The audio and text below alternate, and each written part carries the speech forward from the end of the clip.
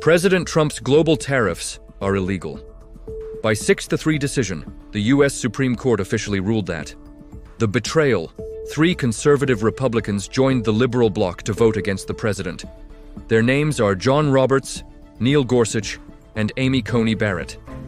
The court ruled that the president exceeded his authority under the 1977 International Emergency Economic Powers Act, IEEPA, by imposing tariffs without congressional approval. The president cannot set open-ended tariffs unilaterally.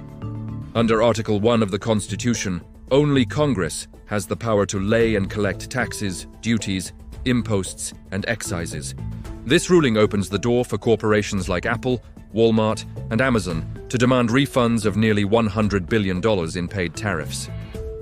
Wall Street surged on news of lower import costs, but manufacturing advocates warn this helps China and hurts American factories.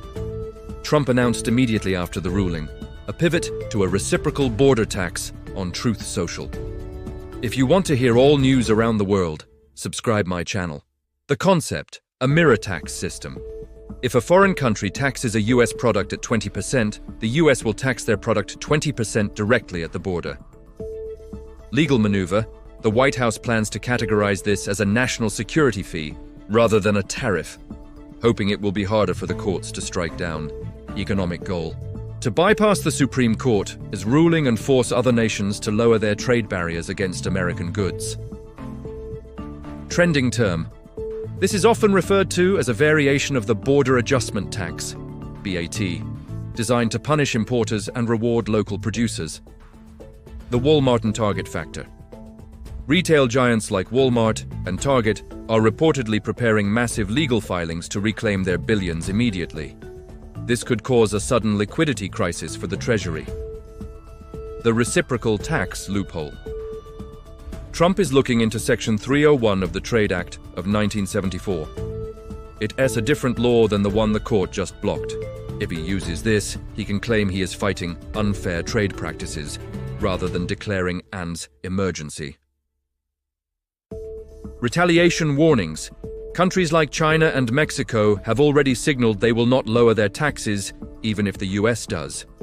This makes the Supreme Court look weak to Trump's base, a perfect point for a viral debate. Elon Musk's input?